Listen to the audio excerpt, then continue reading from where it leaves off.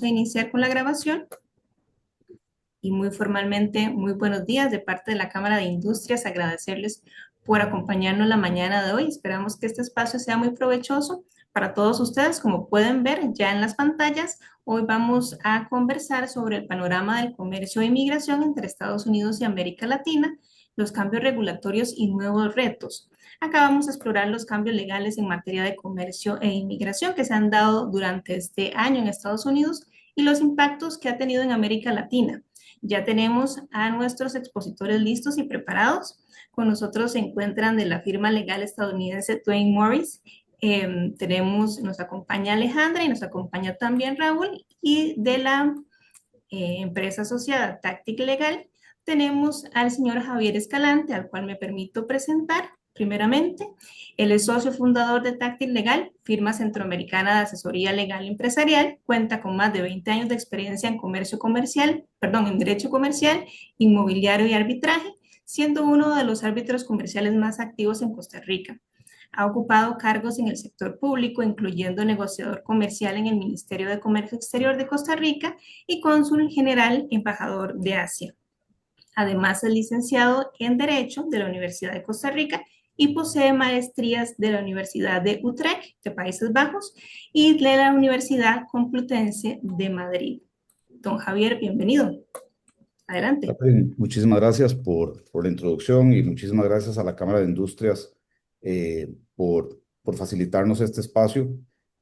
Quiero agradecer a don Sergio Capón, el presidente de la Cámara de Industrias, que nos acompaña, y también a don Carlos, su director ejecutivo. De verdad, muy complacidos eh, de esta oportunidad que nos ofrecen para tener esta charla, este conversatorio, que además tenemos expositores de lujo. Creemos que puede ser de gran valor para los asociados de la Cámara de Industrias por todo lo que se está dando eh, en materia migratoria y comercial con Estados Unidos, por las políticas que ha implementado el gobierno de los Estados Unidos y la importante relación que tiene nuestro país, en especial el sector privado de nuestro país, con con este súper relevante socio comercial que definitivamente en todo su quehacer impacta lo que hacemos aquí nosotros a nivel nacional. Tenemos hoy a dos expositores de lujo. Nos acompañan Alejandra Vargas. Alejandra es una abogada estadounidense. Ella está basada en Estados Unidos, es de origen colombiano, pero realmente tiene muchísimos años y mucha experiencia en Estados Unidos asesorando empresas multinacionales, a individuos, personas de negocios en procesos migratorios. Tiene muchísima experiencia trabajando con gente de fintech, de tecnología, de inteligencia artificial. Es muy activa en temas de pro bono, liderazgo a nivel del sector de abogados en Nueva York. Ella es graduada en la Universidad Pontificia Bolivariana en Colombia y tiene dos maestrías, una en el Brooklyn Law School de Estados Unidos y una en la Universidad de París. Habla español, francés, inglés. Realmente es una abogada internacional de altísimos quilates que creo que nos puede aportar muchísimo en la conversación de hoy. Y nos acompaña también el licenciado Raúl Rangel, otro abogado de lujo. Raúl es abogado corporativo de Duane Morris, basado en Washington, D.C., muy enfocado en la parte corporativa de fusiones y adquisiciones, joint ventures, comercio internacional e inversión extranjera. Asesora a inversionistas de altísima talla, empresas multinacionales que operan en Estados Unidos y desde Estados Unidos hasta el exterior, incluyendo empresas en sectores de manufactura, también fintech, servicios financieros, en fin, una amplísima gama de áreas de práctica. Eh, Raúl es graduado en Derecho por el Tecnológico de Monterrey y tiene una maestría en Northwestern University en Estados Unidos y también un certificado de Administración de Negocios por el Kellogg School of Management. Ambos son abogados incorporados y autorizados para practicar en Estados Unidos. Como dije antes, lo hacen ya desde hace muchísimos años, asesorando empresas de América Latina que operan en aquel mercado. Y esto desde Duane Morris, que vale mucho la pena decir que es una firma importantísima a nivel global. Duane Morris es una firma originaria de Filadelfia, en Estados Unidos, pero que ha crecido perdón, que ha experimentado un crecimiento importantísimo. Tienen oficinas en muchos estados de Estados Unidos. Como dije antes, creo que lo mencioné, tienen más de 900 Dale, abogados. dale, hombre, si tienes la vía. Perdón. Creo que alguien abrió el micrófono. Como decía, tienen más de 900 abogados, una presencia muy relevante en Asia, en Europa, en fin, es una firma global y por eso creo que los insumos, los aportes que nos puedan hacer hoy son de gran valor. La idea es que tengamos una charla lo más abierta posible con ellos. Al final vamos a abrir un espacio para aquellos que quieran consultar o intervenir, pero sí nos gustaría que si les van surgiendo dudas o si van teniendo algún comentario, lo pueden ir poniendo en el chat. Eso nos va a ayudar a moderar esta conversación, a irla dirigiendo hacia los puntos que a ustedes más les interese. Y obviamente la idea es hacerlo lo más entretenido, lo más interactivo y sobre todo lo más informativo para todas aquellas personas que hoy nos acompañan. Eh, Sin más, les agradezco a Alejandra, a Raúl, a Dwayne Morris y de nuevo a la Cámara de Industrias por el espacio y les paso la palabra a Alejandra y a Raúl para que nos compartan sus puntos de vista sobre toda esta situación que nos interesa tanto. Muchísimas gracias, Javier, y muchísimas gracias a la Cámara de Industria por la invitación. Para nosotros, para Raúl y para mí, representar a Dwayne Morris y para poder hablar de estos temas que lidiando día a día con nuestros clientes a nivel internacional, claramente están en el top of mind, para así decirlo, y necesidades de este momento. Eh, por eso estamos contentos de poder hablar de esos temas hoy. Eh, Podríamos pasar horas hablando cada uno de los temas que queremos presentar hoy y cómo se puede direccionar de manera diferente a las necesidades no solo de cada país, sino de cada industria y de cada cliente. La intención es obviamente no darles una lectura legal, pero sí darles como un indicio y un panorama muy global de dónde está la situación actual, tanto en la parte de comercio, flujo de cosas y flujo de personas, más o menos compartir cuáles son los cambios reales que hemos visto este año y los que más han creado incertidumbre, me imagino para todos, porque lo estamos hablando todos los días. Entonces, para poderlo hacer más productivo, les invitamos, como dijo Javier, a que por favor nos digan las preguntas en qué temas les parece que es más importante que los subrayemos y así lo podemos hacer de una manera más significativa y tener una conversación más abierta. Muchísimas gracias de nuevo y le paso la palabra a mi colega Raúl para que inicie el tema de comercio. Muchísimas gracias, Ale. Muchísimas gracias, Javier, por esa tan calurosa introducción. Yo tengo que pedir una disculpa de antemano. Mi voz no es la que normalmente tengo. Les pido ahí su paciencia. Si acaso no me entienden o voy un poco más despacio de lo normal, les pido su paciencia. Y bueno, empecemos entonces eh, con lo que ya todos sabemos que está pasando, ¿no? Ha habido un cambio radical en el sistema global económico mundial y esto en buena parte a las nuevas medidas que ha tomado la administración actual de los Estados Unidos. Hemos visto constantemente una amenaza de reimponer aranceles a los países de forma, pues a veces uno quisiera decir discriminatoria, pero siempre bajo el argumento de la protección a la seguridad de, de los Estados Unidos. Hemos visto un cambio en la política comercial de tener grandes acuerdos como lo es el Tratado de Libre Comercio con Costa Rica, como lo es el USMCA o TEMEC, a tener acuerdos bilaterales y negociaciones bilaterales partelladas por el pensamiento que Estados Unidos podría tener mejores términos comerciales negociando de forma bilateral que de forma multilateral. Y todo esto bajo la ideología de América va primero, que básicamente es un sentimiento que tiene la actual administración, que a los Estados Unidos se le ha tomado ventaja en los acuerdos comerciales, al momento de de no haber una reciprocidad entre los aranceles que ofrecen Estados Unidos como país destino de mercancías contra los aranceles de las exportaciones americanas a, a distintos países. Y la intención de mi intervención aquí es algo práctica.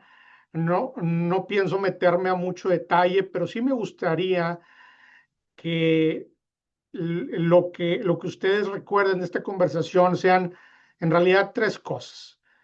¿Cómo es que ha evolucionado el comercio y las prácticas relacionadas al comercio? ¿Cuál es el marco jurídico que lo sustentan? ¿Y qué implicaciones tienen para las empresas? Y con eso quiero empezar dando una breve semblanza de los regímenes arancelarios que están vigentes ahorita en los Estados Unidos. Perdónenme, antes de entrar a eso, nomás muy generalmente quiero abarcar el tema específico de las relaciones entre Estados Unidos y Costa Rica. Creo yo que para los Estados Unidos la relación con Costa Rica es vital y es una que impacta en la seguridad nacional de los Estados Unidos. De acuerdo a cifras publicadas por la Oficina de la Agencia de Comercio de los Estados Unidos o el USTR, las exportaciones de Estados Unidos a Costa Rica ascienden a los 9.6 millones de dólares, mientras las importaciones de Costa Rica van en superior a los 11.6 mil millones de dólares o 11.6 billones de dólares. Aquí el tema es que los productos no son meramente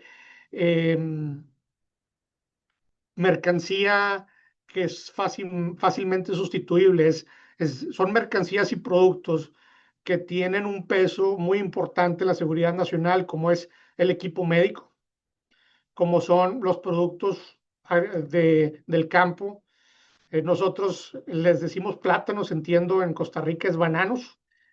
El equipo electrónico, los chips, todos estos productos se han convertido en un tema tan trascendental para Estados Unidos que en todos ellos ha abierto investigaciones sectoriales, de las cuales algunas ya tenemos aranceles y de otras no. Y con esto me lleva a el punto del resumen general de los regímenes arancelarios activos. Y voy a empezar desde el principio de los tradicionales.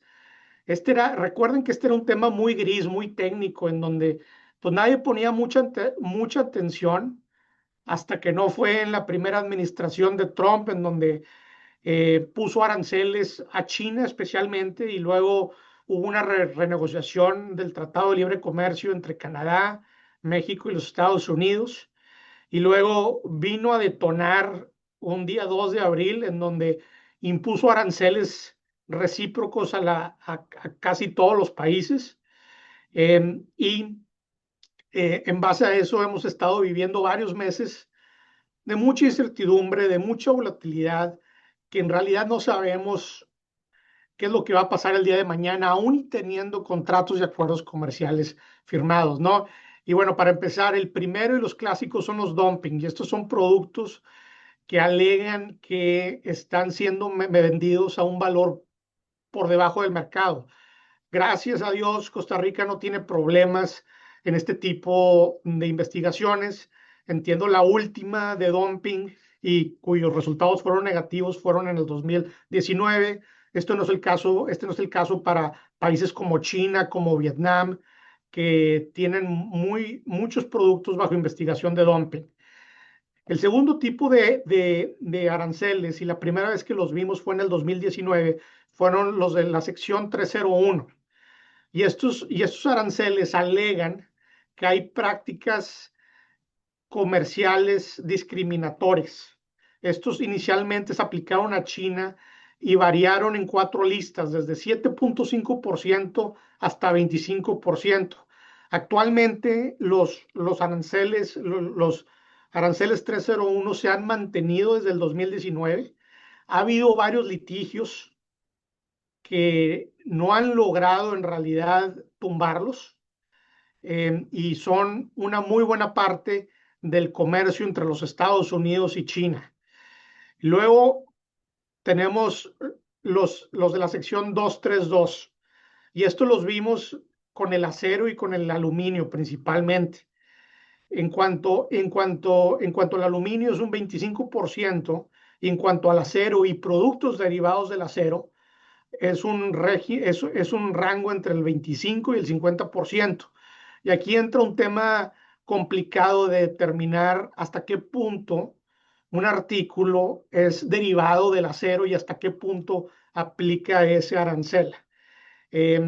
Lo mismo aplica con el tema de los automóviles, del cobre, de productos de madera, y quizás de un interés muy particular para Costa Rica es el tema de las investigaciones sobre farmacéuticos y productos médicos que ahorita se está desarrollando, de la cual todavía no hay una resolución por parte del Departamento de Comercio. Un tercer nivel de aranceles son los AIPA tariffs, o estos aranceles son basados en una percepción de un riesgo nacional para los Estados Unidos. Estos son los famosos aranceles que fueron impuestos a China y a Canadá, a México, por el tema del fentanilo, del tráfico del fentanilo, y para el resto de los países, bajo un argumento de reciprocidad económica en el desbalance de la balanza comercial que hay en el comercio entre muchos países y los Estados Unidos.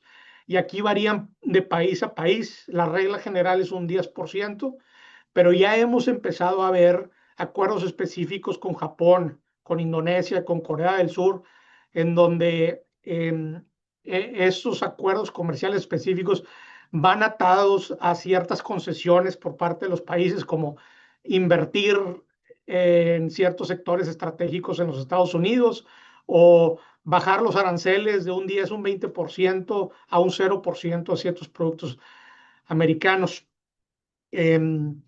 Por último, creo que es muy importante mencionar que actualmente hay un litigio en la Suprema Corte de Justicia en donde se está litigando no tanto si hay una emergencia o un tema de seguridad nacional de los aranceles, sino más bien si el Congreso americano delegó apropiadamente el poder al Ejecutivo, al presidente, para poner estos aranceles.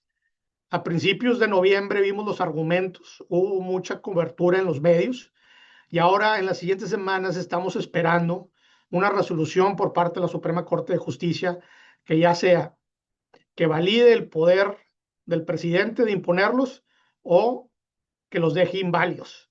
Y las consecuencias de esto serían tremendas para todas las industrias, para todos los países. Imagínense ustedes lo que sería un proceso de regresar billones y billones de dólares que se han ahorita cobrado con, con estos aranceles.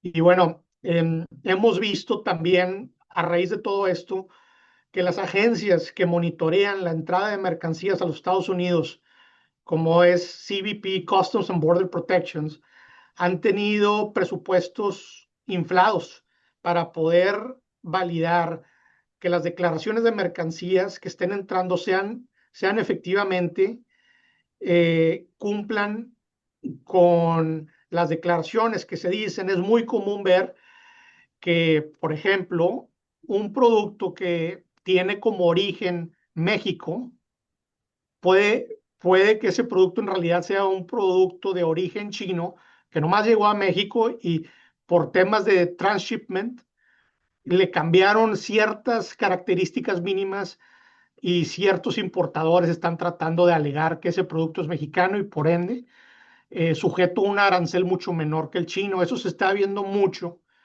y estamos viendo mucho interés por parte de las autoridades americanas en hacer auditorías a los procesos de las empresas exportadoras para ver cómo clasifican sus mercancías. Y aquí cabe aclarar algo, que para efectos legales, y quien es el responsable de pagar el arancel es la persona que es el importador en registro o el importer of record. Entonces, es muy importante que ustedes vigilen en sus contratos de quién es esta responsabilidad. Por lo general, lo van a ver a través de un Incoterm, un DDP, un FOB, y ese Incoterm va a decidir de quién es la responsabilidad, no solo de proveer la información necesaria para cumplir con las formas aduanales, sino también de pagar el arancel respectivo. Por eso es que nos lleva a nuestras recomendaciones, que es tener un monitoreo activo, porque esto cambia. Ahorita les estoy diciendo algo y puede que al final de esta conversación cambien estas reglas. Entonces es muy importante constantemente estar monitoreando y actualizándose en las reglas y en cómo están cambiando estas reglas y cómo afectan a sus productos. Segundo, revisar sus contratos de proveeduría, no solo con sus clientes americanos, sino con su cadena de suministro, porque esos productos, dependiendo de dónde vengan, podrían tener un impacto al momento de tener que pagar aranceles y al momento de tener que hacer presupuestos de costos particularmente para proveedurías a largo plazo, en donde es necesario sujetarse a un determinado costo durante un periodo de 3, 4, 5 años, que es el caso muy puntual de la industria manufacturera y de la industria automotriz, que tienen que sujetarse a costos para los siguientes 5, 10 y hasta 15 años. Y por último, nosotros lo que generalmente hacemos es una radiografía de cómo está la cadena y en base a eso Antes de las 3. identificar puntos en donde se pueden mitigar el efecto arancelario de tal forma que se pueda abatir de un 20, 25 o el 30%, dependiendo de dónde, a un nivel mucho menor, ya sea a través de cambios en la cadena, de los métodos de evaluación o de la forma en cómo contractualmente se maneja la proveeduría de mercancías a los Estados Unidos. Quiero terminar con este pensamiento.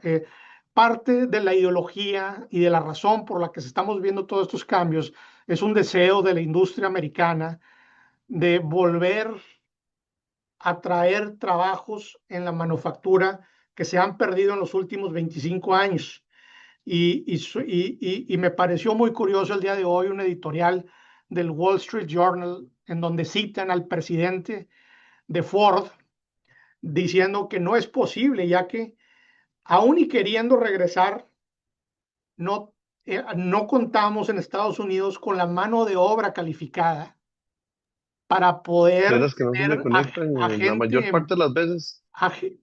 para tener a la gente en las plantas y seguir produciendo los automóviles. Y con ese tema de migración, quiero cederle el uso de la palabra a Alejandra, que nos va a dar un panorama más completo de qué se está viviendo aquí en relación al tema migratorio.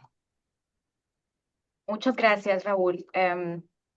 Qué buena transición. Antes de iniciar, no sé si, Javier, tengamos alguna pregunta en el tema de comercio, si esperamos hacia el final. Muchísimas gracias, Alejandra. No, todavía no tenemos ninguna pregunta y repetirles a todos los participantes que cuando gusten pueden escribir en el chat si hay algún tema en el que quieren que profundicemos o que si tienen alguna pregunta puntual, la pueden ir adelantando en el chat para hacerlo de manera, para hacer esto más un conversatorio y no tanto una exposición. La idea, como dijimos al principio, es agregarles el mayor valor posible y obviamente eso... va a nutrirse de los puntos que ustedes también quieran que toquemos. Muchas gracias. Gracias, Raúl, de nuevo por la transición. Desde el inicio de esta administración, y me imagino que todos lo han visto en las noticias, inmigración ha sido la prioridad, más en este periodo que en el primer periodo, y en este año todos han visto que las órdenes ejecutivas desde inicio de enero han estado tratando de crear dos cosas. Compliance and enforcement, cumplimiento y ejecución. Y aunque no hay un cambio legislativo que ha sido pasado en el Congreso, sí hay muchas, tanto las órdenes ejecutivas o como diferentes agencias o departamentos han creado políticas y guías las que están creando estos marcos de interpretación para la aplicación de las normas, que es lo que ha creado este sensación de pánico y de caos y crear una restricción e limitación al ingreso de los inmigrantes en nuestro país. Hay muchísimos cambios y muchos van a estar reflejados en la presentación. No sé si la vamos luego a compartir, espero que sí, pero hoy quisiera enfocarme en 3 puntos que creo que son los más relevantes para nuestra audiencia. El primero, el tema de viajes, de ingresos de viajes, tanto de turismo como sobre todo de negocios para personas empresarias en Costa Rica que traten de venir a Estados Unidos, que me imagino muchos lo hacen usando su visa B1 o B2 de turismo, que cuando es aprobada dura 10 años. ¿Cuáles son los temas que hemos estado viendo? Y me imagino si vieron el tema de Hyundai, que muchos de ellos estaban con visas de turismo y aún así fueron retenidos y reenviados a su país. ¿Cuáles son los consejos que estamos diciéndole a las personas que tratan de venir y cuáles son las complicaciones? Ese es el primer tema de viajes. Segundo, el tema de cómo crear una higiene, porque además de eso me imagino que han visto las redadas, cuando ya tienen empresas acá, qué es realmente lo que están buscando. No es todo el mundo que está siendo afectado. ¿Qué se le aconseja a empresarios que ya tienen trabajadores tanto de Costa Rica, Latinoamérica o de cualquier parte del mundo en Estados Unidos para que puedan conseguir, trayendo esa mano de obra? Porque para ligar a lo que Raúl decía, aunque quisieran tenerla todo en Estados Unidos, no existe ni el capital y el material de personas que tengan esos skills o ese tipo de conocimiento. Entonces es necesario traerlo desde afuera, cómo seguirlo haciendo, sobre todo considerando, y es el tercer punto, las limitaciones que han creado a través del Departamento de Estado para solicitar visas, los tiempos, ya no hay la misma flexibilidad. Y hablar un poco de cuáles son aún esas opciones. Entonces, para empezar, realmente cuál es el panorama y los cambios que se han creado en este momento. Como dije, no han existido cambios a nivel legislativo, pero sí desde el inicio de las acciones ejecutivas, el presidente Trump direccionó tanto a USCIS, que es el Servicio de Ciudadanía de Inmigración, CBP, Customs, que es Aduanas y Protección, y ICE, que es de la ejecución de la parte de fronteriza, para crear una mejor ejecución de esas directivas y de esas órdenes administrativas. Entonces, lo que hemos visto diferente a lo que estaba pasando antes es que ahora estas agencias están colaborando y trabajando juntos. Antes, CBP no comunicaba con USCIS o no comunicaba ni siquiera con el IRS en la parte de impuestos, y por eso antes hasta personas que estuvieran indocumentadas podían hacer el filing de sus impuestos sin ningún problema. Ahora estas agencias del Estado están colaborando y compartiendo información, lo que las hace más fuertes porque pueden detectar más fácilmente el flujo de personas, tanto llegando desde fuera de Estados Unidos como dentro del país. Y también se ha incrementado la revisión de personas que ingresan al país cada vez que atraviesan la frontera en cualquier aeropuerto, o si lo hacen a través de vía terrestre o marítima. Entonces, con los biométricos, con una inversión enorme que se ha hecho también en tecnología, eso ha hecho que se refuerce aún más y que casos como, por ejemplo, alguien que tuvo un problema hace 20 años antes de obtener una green card, esté tratando de ingresar al país y sepa que su green card fue revocada porque hubo ese tipo de problema que antes no había sido detectado. Entonces, no es que haya un cambio legislativo, como dije, pero sí ahora están tratando de ser mucho más rigurosos en la implementación de estas guías.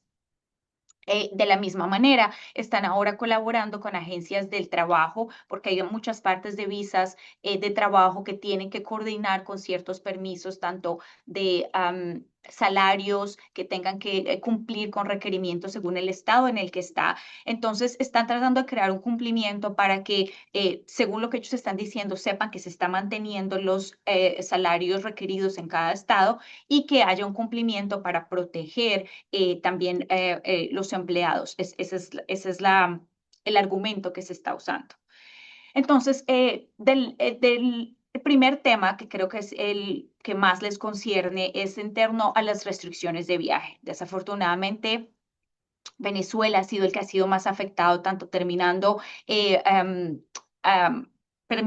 beneficios temporales, no sé si han oído algo que se llama el TPS y que ha existido para muchos países, tanto de Latinoamérica, Afganistán, Venezuela, todos fueron terminados durante los últimos 3 meses durante esta administración. Entonces, las personas que habían llegado al país con una visa, tanto de trabajo o una visa de negocios o de turismo y que pudieron pedir este tipo de beneficio temporal, ahora se quedaron sin poderlo tener y usar como permiso de trabajo. Esto también está haciendo, en este momento, hubo muchísimas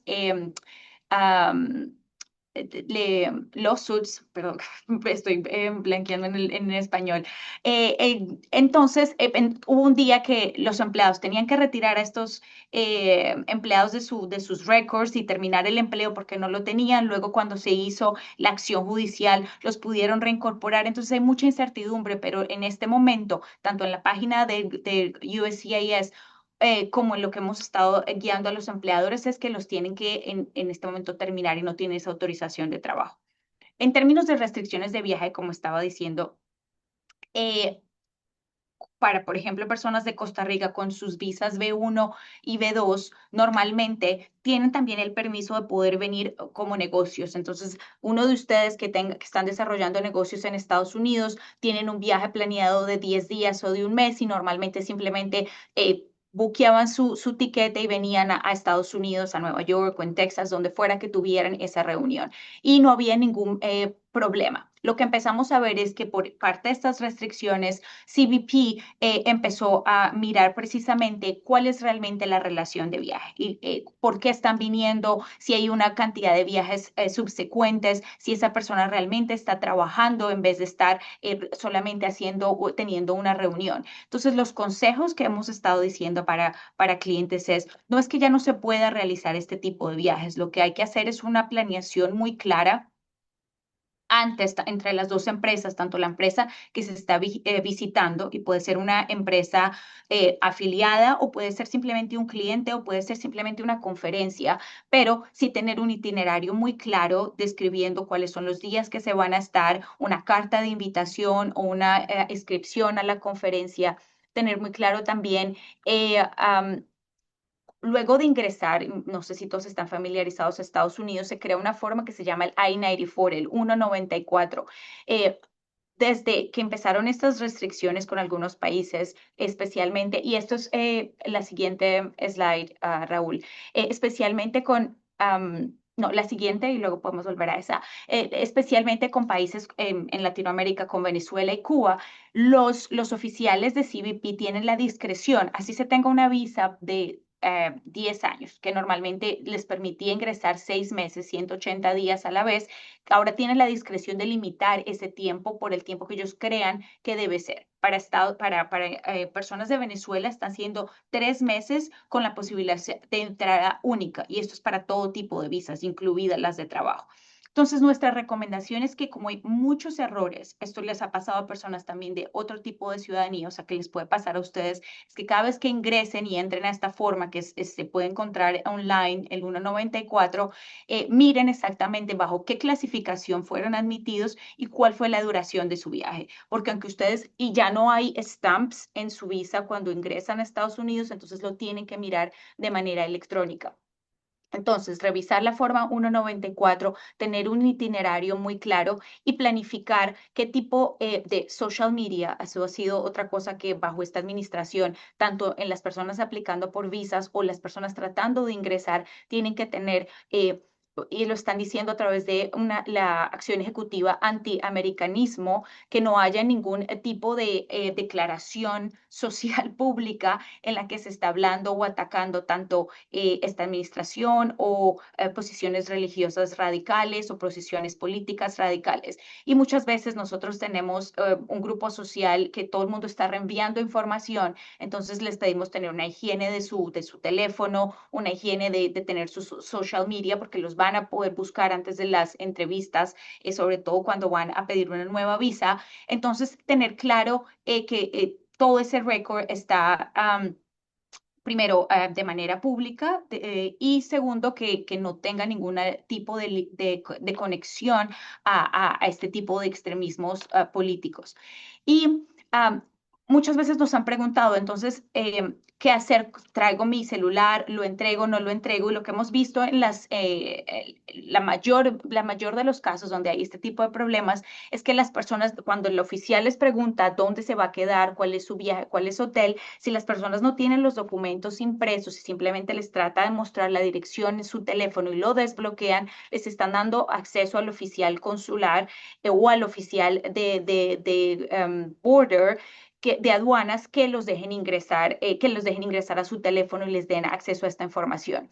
Entonces, lo que hemos dicho como recomendación es tener impresas todos estos documentos. Obviamente, menos es más, no llegar y entregar una cantidad de documentos si no les están haciendo esas preguntas, pero sí estar muy preparados comparado a lo que podían hacer antes por un simplemente viaje de negocios.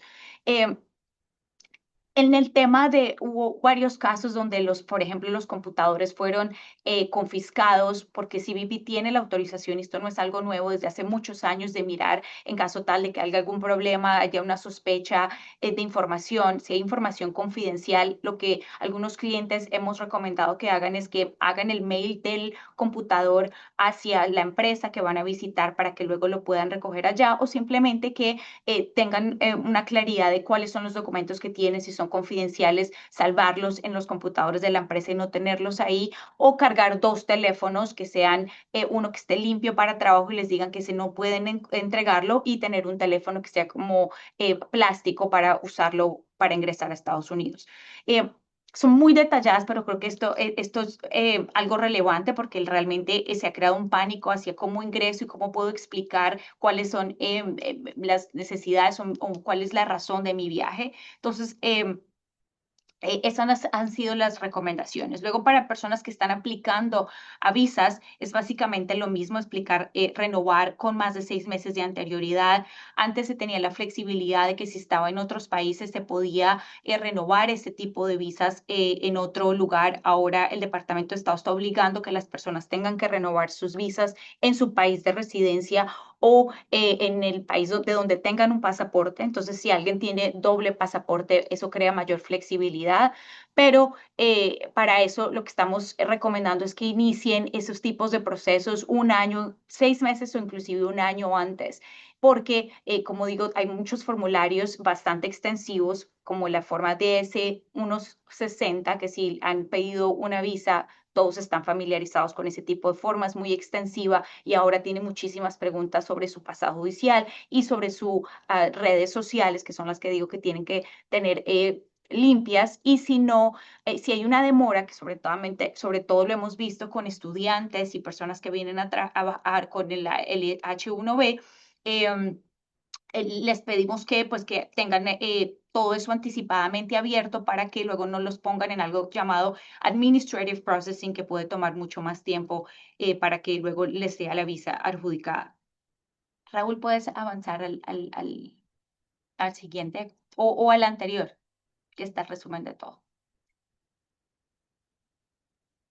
Entonces, además de estas recomendaciones, como digo, de viajes, si ustedes como empresarios están viniendo a Estados Unidos, y luego en términos de cumplimiento, de enforcement y compliance, acá dentro del país hay varios tipos de situaciones. Entonces, si ustedes son empresarios o están pensando venir a Estados Unidos y necesitan una visa y necesitan ver cuál sería la mejor estrategia, tanto económica como migratoria, para venir a Estados Unidos, hay muchos tipos de visas. Está la visa L1, que es cuando se envían empleados de su país cualquier país que esté en Latinoamérica, en este caso Costa Rica, hacia Estados Unidos, o están unas visas de inversores y hay estrategias y requerimientos específicos, pero lo que estamos recomendando a nivel de estrategia de Global Mobility es, en vez de pensar siempre en inmigración como primero vamos a hacer toda la estrategia de negocios y luego vamos a ver qué tipo de visa podemos usar, en tener este tipo de conversaciones a nivel estratégico desde el inicio del año para ellos que manejan muchas oficinas en varios lugares del país,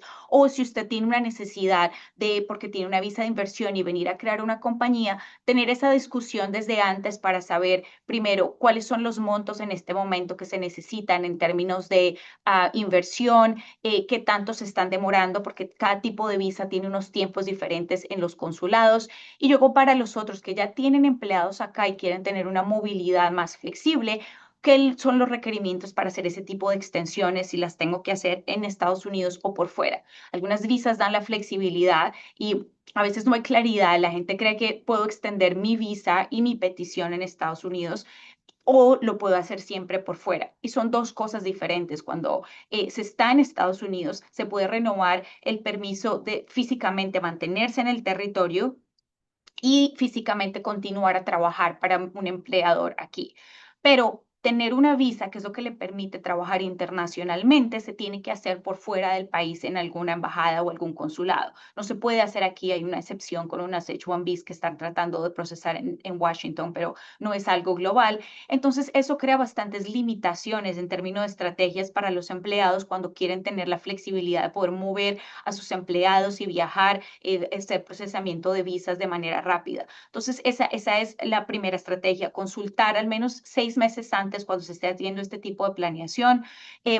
Primero, segundo, con lo que hemos visto, todo este tipo de visitas de tanto ICE o de Departamento de Fraude con USCIS, no es que estén haciendo de manera desenfrenada a todo tipo de empresas, claramente, porque como al inicio de este año tenían un target de 3 millones de inmigrantes que querían deportar y que ha sido casi imposible para ellos mostrar que solamente hay personas criminales que están en ese target, han estado expandiendo el tipo de personas que están buscando. Y por eso es que hemos visto casos como los de Hyundai o personas viniendo con una visa de negocios o inclusive personas con green cards que hemos oído que las están revocando por otro tipo de temas. Entonces, lo que hemos recomendado para las empresas es hacer una higiene hay algo que se llama, y si algunos de ustedes están familiarizados con empresas acá, un I-9, que es un récord que todo el mundo, tanto americanos como extranjeros, tienen que llenar el primer día de trabajo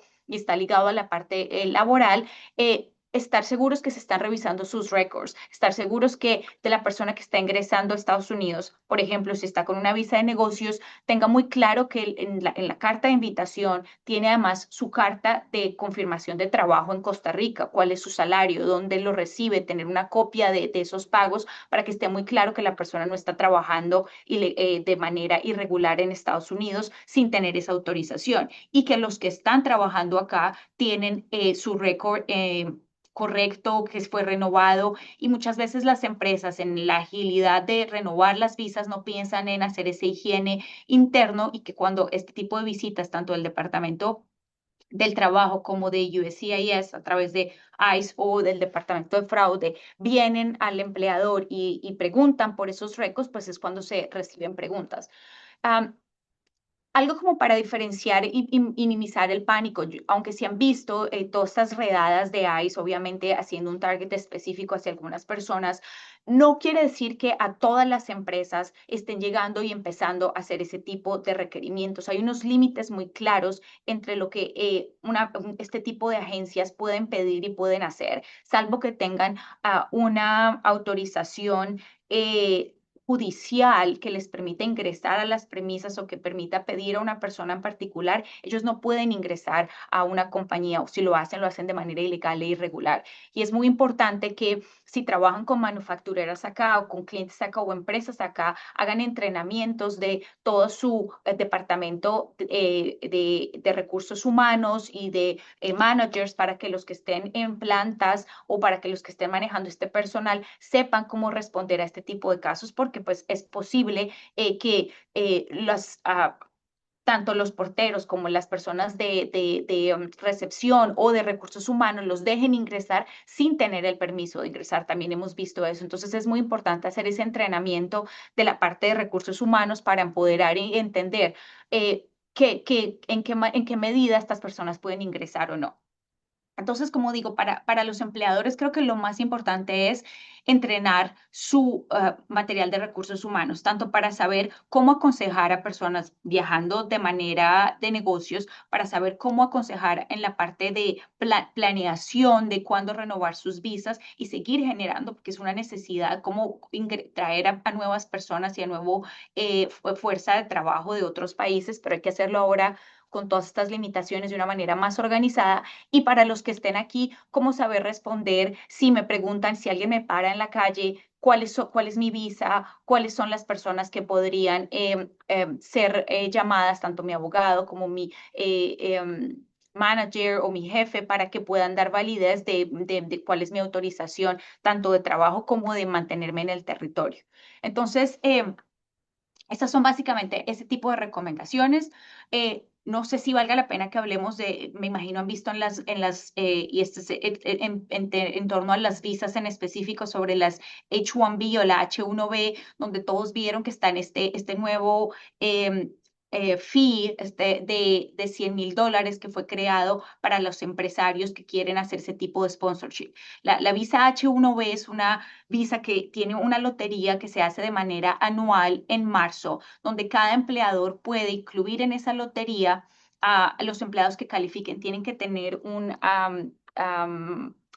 bachelor's degree, no sé cómo se dice bachelor en Costa Rica, Un un bachillerato, diploma, un diploma grado de de bachillerato. bachillerato, un grado que puede ser y tiene que ser específicamente hacia la labor, hacia el trabajo que se les está ofreciendo. Entonces hay normalmente 65,000 puestos, más 20,000 adicional para los que tienen maestrías. La lotería no quiere decir que la persona vaya a ser elegida. eh, Luego de que sea elegida, tiene que entre marzo y junio hacer la inscripción para el proceso de visa. Lo que está pasando es que los que están en este momento en el territorio en Estados Unidos con una H-1B y que van a cambiar de empleador o que van a cambiar, a renovarla y a extenderla mientras estén en Estados Unidos, no van a ser impactados o no son afectados por este nuevo cambio regulatorio. Solamente las personas a partir de la lotería en el 2026 y las personas, este tipo de visa tiene la opción de procesarse en Estados Unidos, o sea, extendiendo la petición sin hacer un cambio en su visa, en su pasaporte, o por fuera cuando se tiene que ir a una embajada. Para los que están aquí, tienen personas en Estados Unidos, empleados que quieren seguir renovando, no hay un impacto y lo que se recomienda es que se siga extendiendo en Estados Unidos para que no se haga un trigger, para que no se tenga que pagar este fee.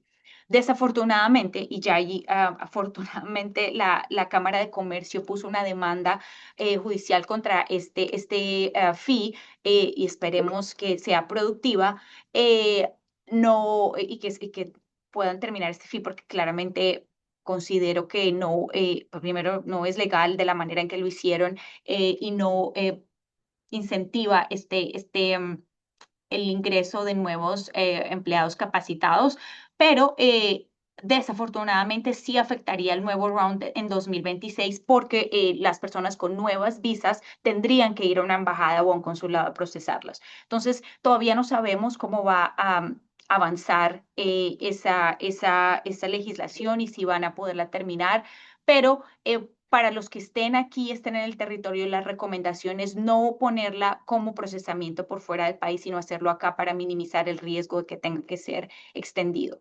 Eso es básicamente lo que quiero cubrir del H-1B. Hay muchos otros tipos de visas y temas, pero creo que podemos compartir la presentación y quiero dejar el espacio para preguntas.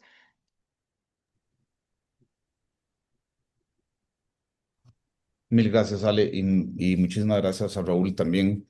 Em, Hasta ahora no tenemos preguntas en el chat. Yo quisiera abrir un espacio para preguntas, comentarios de los participantes. Me voy a aprovechar de que tengo el micrófono para calentar esta interacción y quería hacerles dos preguntas y dos planteamientos y después tal vez abrir la mesa para que otras personas participen y hagan sus consultas.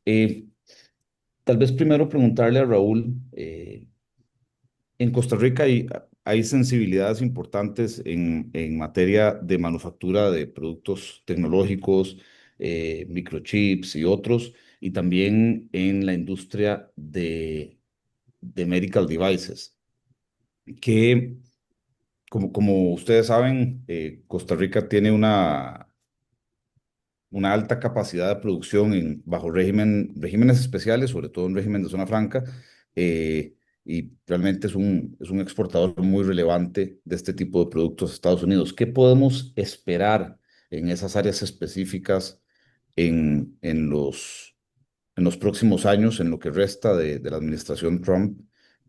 Porque es algo muy relevante para el Producto Interno Bruto del país, para la generación de empleo y obviamente otros factores macroeconómicos muy relevantes. Después, Raúl, quería preguntarte también de las acciones que se están tomando a nivel judicial en Estados Unidos. Primero, las acciones que está conociendo la Corte Suprema con respecto a la imposición propiamente de estos aranceles y la forma en la que lo ha hecho el gobierno. eh, ¿Qué se dice en los ambientes jurídicos? ¿Qué se discute cuáles son los argumentos que se están dando y cuál se cree que pueda ser el outcome, el resultado de estas acciones? Y tal vez si pudieras profundizar en el asunto que mencionaste de ciertas revisiones que se están haciendo de calificaciones arancelarias que, según te entendí, se han aplicado para ciertos productos, indicando un origen que tal vez no era el correcto y que podría implicar reclamaciones a futuro de aranceles. Si no te entendí incorrectamente, eso es lo que estaría sucediendo. Tal vez profundizar un poco en eso.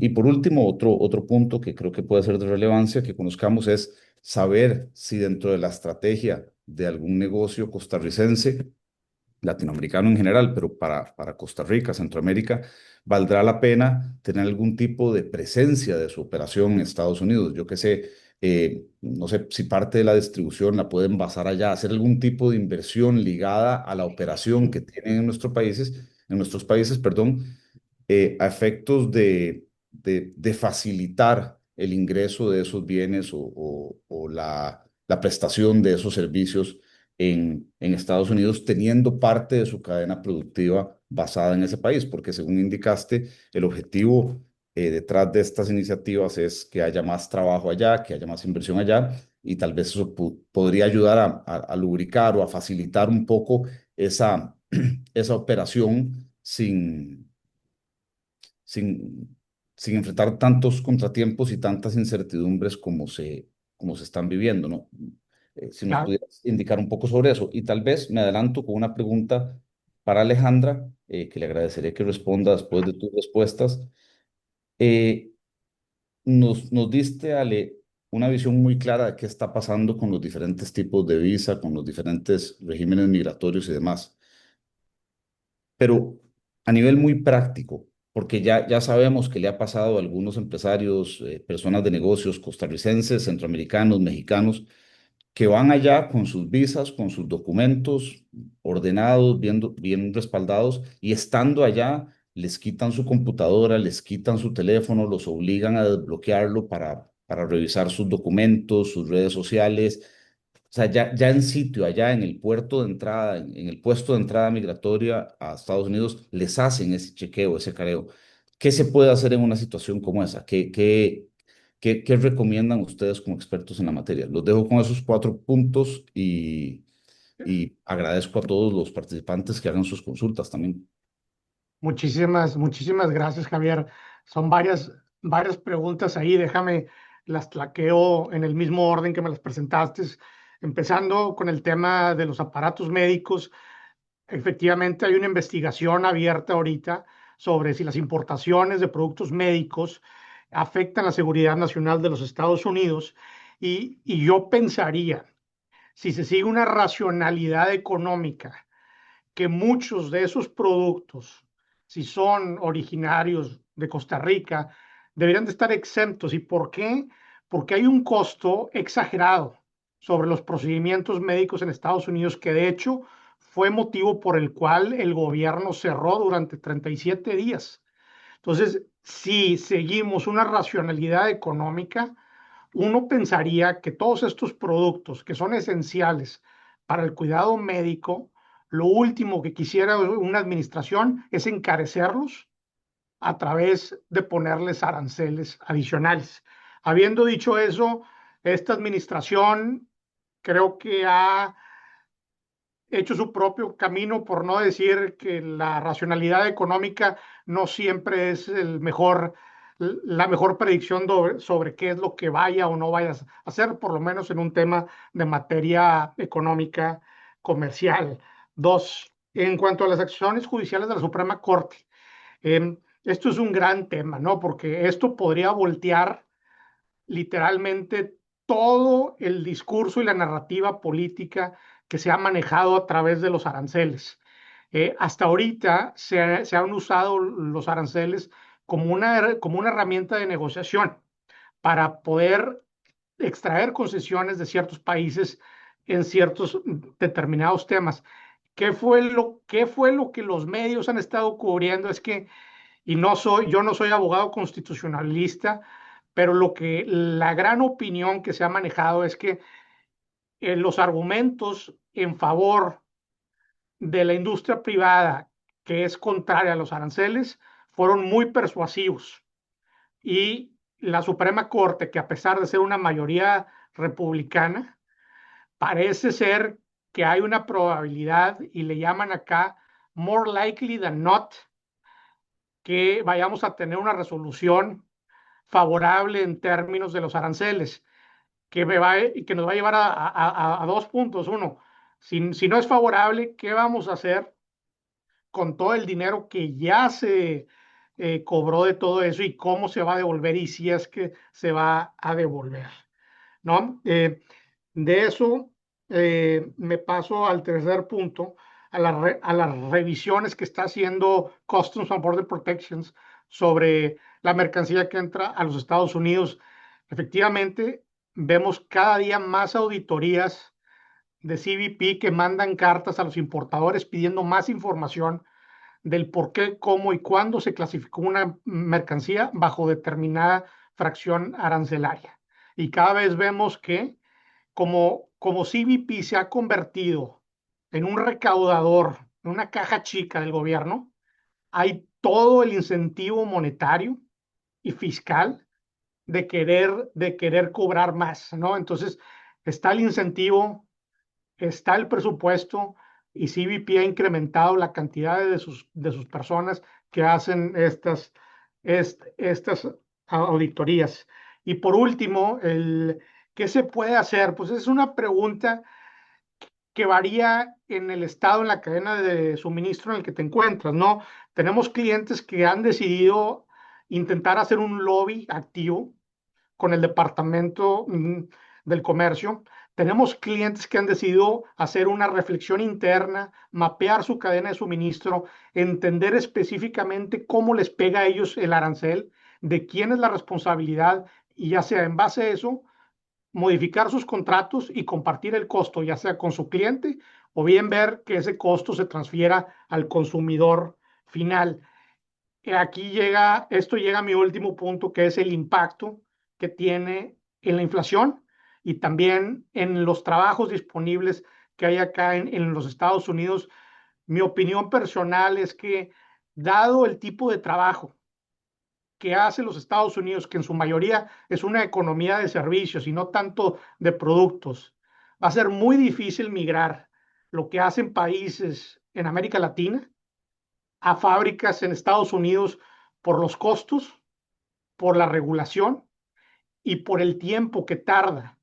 Esto no puedo apagar las luces en Costa Rica y pasar mi planta de productos médicos a Ohio. Necesito tiempo y aparte necesito un periodo de aprobación por el FDA y por CBP. Esto no sucede de la noche a la mañana. Entonces, yo lo veo complicado, por lo menos en el alcance o en la visión que la administración actual ha tratado de implementar estas medidas.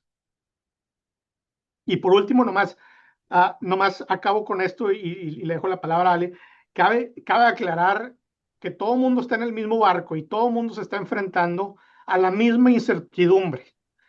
Y eso, a pesar de ser un problema, pues es una oportunidad. Decía Churchill, nunca dejemos que una buena crisis se desperdicie, y este es el momento para eso, es el momento para buscar dónde están las oportunidades y de poder salir adelante. Muchas Gracias. gracias, Raúl.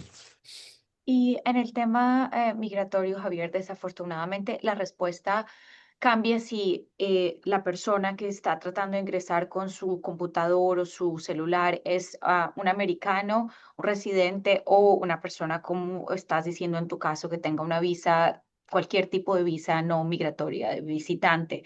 Desafortunadamente, como dije, CBP tiene el derecho legal de revisar cualquier tipo de device, monitor electrónico, computador, teléfono, y lo ha tenido desde hace muchos años por dos temas. Un tema de seguridad nacional, si quieren proteger terrorismo, tienen dudas hacia sexual, cualquier trafficking, varios tipos de situaciones, entonces siempre lo han hecho, o por temas migratorios cuando creen que la persona es inelegible para ingresar a Estados Unidos por algún tema, puede ser diminuto, legal o hacia un etiqueta de tráfico o porque la persona se quedó más del tiempo necesario en su último ingreso. Entonces, ese derecho legal lo han tenido desde siempre. Las estadísticas hasta el año 2024, solamente el 0.1% de personas pasaron por este tipo de situaciones, y obviamente no espero ver las estadísticas del 2025 han incrementado, obviamente lo han estado usando. Entonces, la recomendación es, desafortunadamente, no se pueden negar a entregar sus instrumentos, su computador o su celular, porque en caso de hacerlos, ellos tienen la potestad de denegar la entrada. Si eres americano no te lo pueden negar, pero si eres extranjero y estás ingresando con cualquier otro tipo de visa, lo pueden hacer. Entonces, la recomendación es, como dije, si vienen a una reunión, si vienen de una firma a la otra, si pueden mandar mail, de hacer un shipping del computador desde su oficina hacia la oficina de Estados Unidos, porque realmente hay contenidos que son altamente confidenciales o porque no quieren pasar por ese tipo de situaciones, lo pueden hacer. Ya en el término del celular, hay discusiones entre si muestro un celular que está prácticamente vacío, pues también va a traer sospechas porque nadie tiene el celular completamente blanco, pero se puede justificar lo mismo. Este es mi celular de viaje y no tengo ninguna más que tener que esconder. Lo que nosotros hemos aconsejado es tener un celular que tenga sus redes sociales, que no tenga nada que ocultar, que no tengan emails que puedan parecer que se está ingresando al país, y que se tengan códigos o otro tipo de ahora hay aplicaciones que generan mayor seguridad para algún tipo de documentos o que sean de restricciones. Muchas firmas tienen ahora ese tipo de seguridad de información para que eso que sea de alto riesgo los tengan en ese tipo de aplicaciones. Y si no, simplemente como dije, hacer el envío hacia la oficina, pero no se puede negar. Yo creo que documentar, yo creo que operar de una manera muy colaborativa con los oficiales para que pues, puedan hacer el proceso. Si se llegan a quitar en los computadores, lo que dicen es que lo hacen de una manera muy breve, salvo que realmente crean que haya un tema de seguridad nacional y en eso le hacen una noticia, etcétera. Si estamos en un caso en que se cree que hay una violación, obviamente se puede crear un proceso y abrir para mostrar que hay una violación en el proceso, pero realmente entrando como visitante a este país, y ya lo hemos visto de muchas maneras, tiene la discreción de denegar, de limitar. Entonces, el consejo es simplemente anticipar, planear, enviar o limitar el tipo de información que se tenga en ese tipo de devices. Muchísimas gracias, Ale. Tengo una pregunta de Jimena Campos. Adelante, Jimena. Gracias. Bueno, mucho gusto. Muchísimas gracias por la charla. Ha estado muy interesante. Yo tengo una pregunta para Raúl. Principalmente quería saber cuáles medidas o estrategias han estado tomando sus clientes para enfrentar el tema de los costos elevados producto de los aranceles nuevos. Gracias, Jimena. Súper buena pregunta. La verdad es que ha sido una amplia gama de cosas, empezando por entender la cadena de suministro que tienen, de dónde vienen sus productos. Dos, entender cuál es la fracción arancelaria que le aplica el producto y cuál es el arancel o el porcentaje de arancel que va a aplicar. Hemos visto la semana pasada que, gracias a Dios, para nuestros agricultores, muchos de los productos que exportan de Costa Rica a los Estados Unidos ya no van a tener aranceles, como es el banano, como son las piñas y otros productos más. Eso sería el segundo. El tercero es entender dónde está la responsabilidad contractual.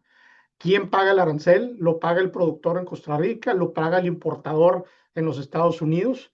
Y cuarto, desarrollar un mecanismo de vigilancia continuo que permita ver los cambios y cómo va a afectar eso a la importación de productos a los Estados Unidos.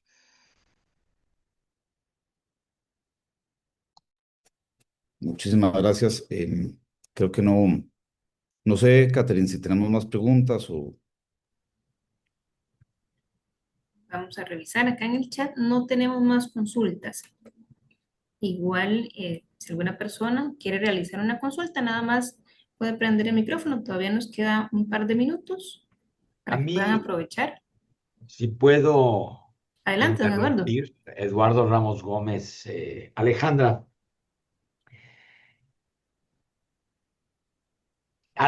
en práctica, ¿no? Viajo a la Florida seguido, voy de negocios, voy a ver, tengo familia en la Florida, tengo un apartamento en los Estados Unidos, voy y vengo.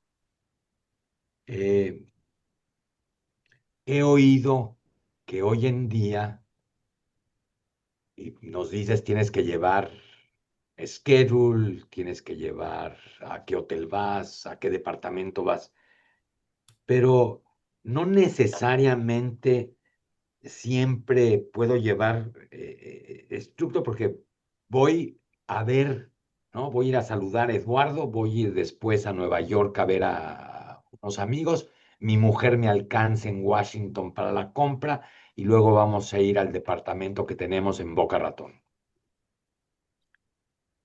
Este perfil de gente que ha viajado mucho, que debe de existir en las computadoras, debe de estar, también está padeciendo este tipo de asalto en migración.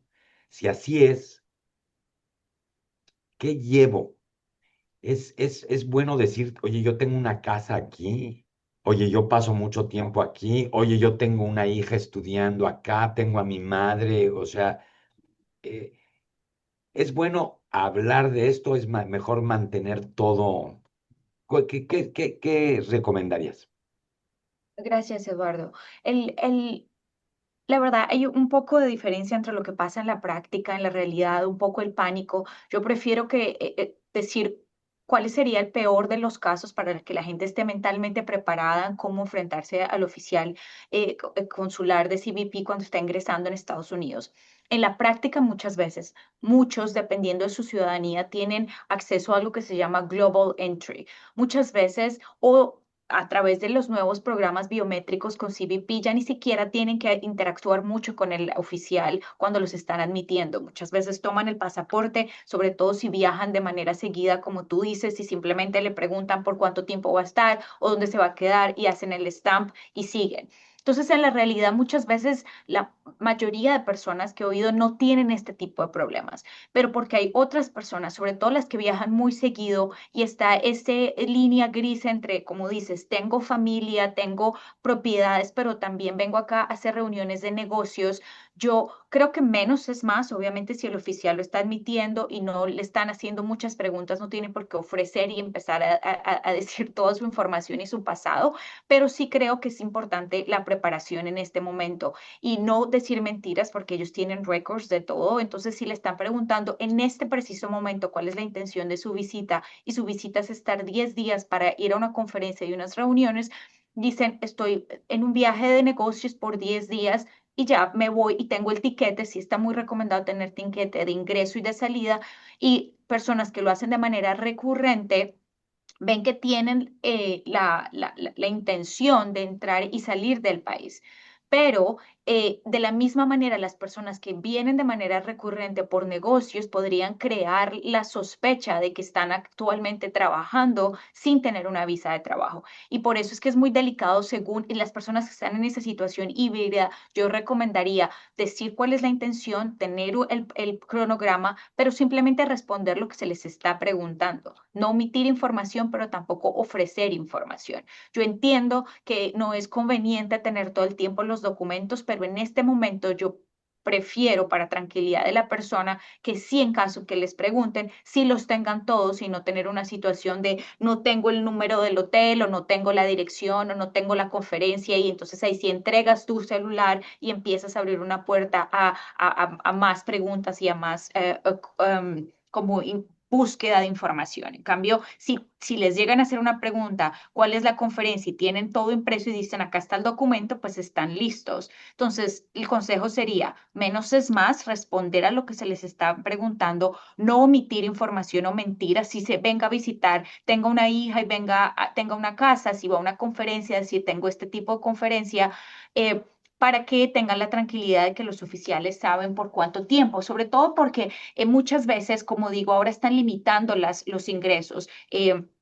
Sobre todo para ciudadanos venezolanos. Entonces, si vienen 20 días y les dicen al oficial que solamente vienen por una semana, los van a limitar a esa semana. Y si luego no chequea el formulario 194, como lo dije, luego va a darse cuenta que de pronto se está quedando sin autorización por 10 días adicionales. En cambio, si se tiene esa comunicación con el oficial consular, pues ellos tal vez, porque tienen la discreción de hacerlo, lo van a extender por los 20 días que se va a quedar. Tengo dos cosas más, Alejandra. Conozco, vaya, la firma conoce un problema. Un mexicano aterriza en Houston, Texas. ¿A qué viene? Vengo a ver a mi banquero. Ah, ¿tiene usted dinero en los Estados Unidos? Sí, sí, manejo aquí, me manejan mi plata, X banco. De ahí, una segunda inspección, presenta usted impuestos, has hecho declaraciones, etcétera. Entonces, esto no viene más que a volver a decir, el decir lo más con lo menos, ¿no? No entrar en detalles, estar preparado con lo que tú tienes. Y esta, sí, Perdón, a ese punto es algo muy importante porque no hay ningún problema para personas con visas de negocios o de turismo tener cuentas en Estados Unidos. Muchos lo hacen, tienen inversiones. Hay un tema ahí y que es de completamente otra práctica y que podemos hacer seminarios sobre eso, y es la parte fiscal, porque el hecho de tener una visa de turismo no quiere decir que de pronto no se genere la obligación de declarar impuestos, porque eso es sobre un tema de physical presence, cuánto tiempo has pasado en Estados Unidos en el año. Y muchas veces las personas no cuentan sus días, y se pasan más de 183 días o al final 120, si se acumulan los años, van a tener que hacer esa declaración. Y para eso sí recomendaría que hablen, me imagino que todos los que tienen ese tipo de consejeros han hecho ese tipo de preguntas porque es sumamente relevante.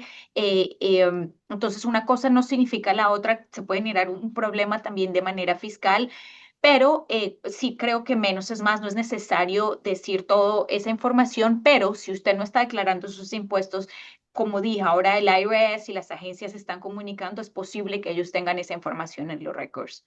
Y no, y veo, además ahora más que nunca también hay que tener cuidado porque mucho latinoamericano tiene una empresa en Estados Unidos para depositar dineros, para sacar dineros, para comprar apartamentos, etcétera. Entonces, nunca antes había tanto interés la parte fiscal. Ese latinoamericano está declarando impuestos, la familia que nació un niño en Texas y otro nació en California y otro nació en la Florida, porque así fue.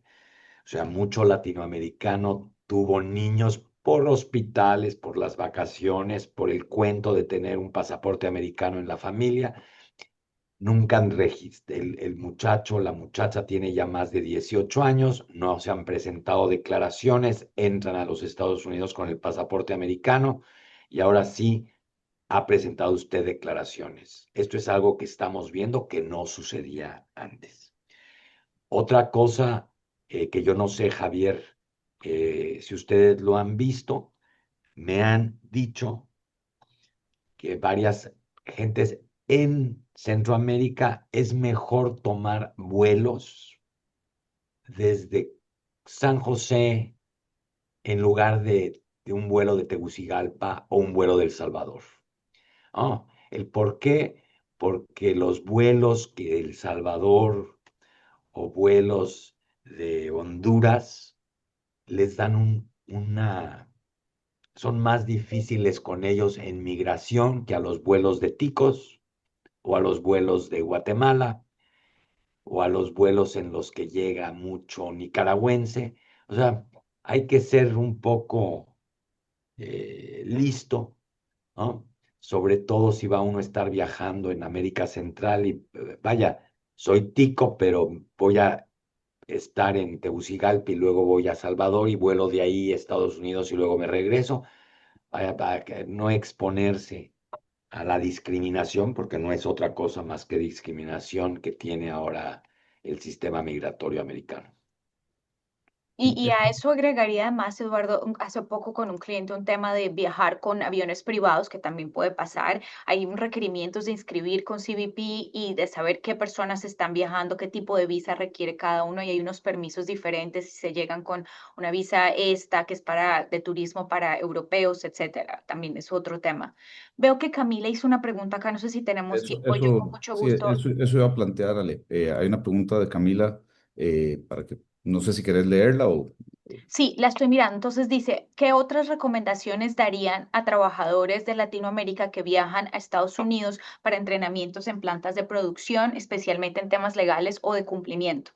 Am, sí, este tema es sumamente importante que se hable en tema de estrategia con el abogado de migración. La línea gris entre qué voy a hacer en temas de entrenamiento, a qué es realmente trabajo, antes era un poco más flexible y mucha gente venía con la visa B1 o B2. Si es menos de 6 meses está bien porque es solamente un entrenamiento, CBP lo va a admitir y no hay ningún problema. Pero lo que hemos visto es que la manera en que lo estructuran, muchas veces las personas sí están trabajando. Entonces, muchas veces otro tipo de visas es requerida, como una visa L1 que es entre intertransfer, o sea, mover empleados entre empresas, o inclusive la B1, B2, pero esa visa tiene varias subclasificaciones que la gente no conoce. Y una se llama B1 in lieu of H, que reemplaza casi la H1B, pero es para permisos temporales. Entonces, si la persona, primero es tener una discusión en torno a cuál es la visa elegible, si es realmente solamente un entrenamiento que encaja en esta visa B1 de visitas y de entrenamiento, o realmente estamos hablando de alguien que necesita tener un poco de trabajo. Además, es un tema que con un cliente hace poco vimos que también era necesario la parte fiscal porque ellos necesitaban poder pagar el salario en Estados Unidos en vez de hacerlo afuera. Entonces, si estamos hablando de una puramente B1 o B2 y que si la persona viene para ese entrenamiento, es muy importante varias cosas. Primero, la persona no puede recibir pagos en Estados Unidos, tiene que mantener su salario en Costa Rica o en la oficina que venga de origen. Tiene que haber una carta muy clara de cuál es el tipo de entrenamiento y por qué esa persona tiene esos específicos skills, cualidades y aptitudes que necesita presentar. Tiene que tener la duración, por cuánto tiempo esa persona va a ver, y una carta donde se muestre la confirmación de su trabajo en su empresa por fuera del país, digamos en este caso en Costa Rica, y cuál es la copia de su pago, cuál es la copia de su residencia para mostrar que tiene esos links a su empresa actual. Entonces, lo que recomendamos es no seguirlo haciendo, pero sí es tener claro en que se haya una conversación con su abogado para hacer una planeación de cómo presentar esas cartas como dije, decir la información muy clara hacia CBP, porque no es que no esté permitido, es cómo se presenta para que la persona cuando pase a través de la frontera diga lo que va a hacer. Muchas veces las personas dicen, voy a trabajar por 6 meses o voy a ir a... Y entonces como no saben explicar, ellos mismos están saboteando la posibilidad de tener ese acceso. Entonces, planeación, discusión antes para saber que sí califican ese tipo de visa y si no, como dije, evitar ese tipo de problemas de salario, sino de tener toda la información y los récords. Muchísimas gracias, Ale. Muchas gracias. Gracias a Camila por la pregunta. No sé si tenemos alguna otra pregunta, Catherine. Ya con esta de Camila cerraríamos porque no tenemos más consultas, más bien externarles el agradecimiento a Alejandra, a Raúl y por supuesto a Javier por acompañarnos la mañana de hoy y por supuesto a cada uno de ustedes por permanecer conectados y por participar interactivamente con los expositores. Les recuerdo que la grabación se las vamos a compartir a los correos electrónicos que ustedes indicaron a la hora de inscribirse, entonces para que estén atentos. Y eso sería agradecerles y recordarles que en nuestros medios de comunicación estamos siempre, valga la redundancia, comunicando las actividades que tenemos semana a semana para que puedan estar pendientes. Y como ya es hora de almuerzo acá en Costa Rica, entonces buen provecho. Bueno, Gracias, Catherine. Gracias de nuevo a Dwayne Morris y a la cámara y a todos los que nos acompañaron. Muchísimas gracias a todos. ustedes. gracias y buena suerte en el juego de hoy contra Honduras. Lo vamos a necesitar. Mucha suerte.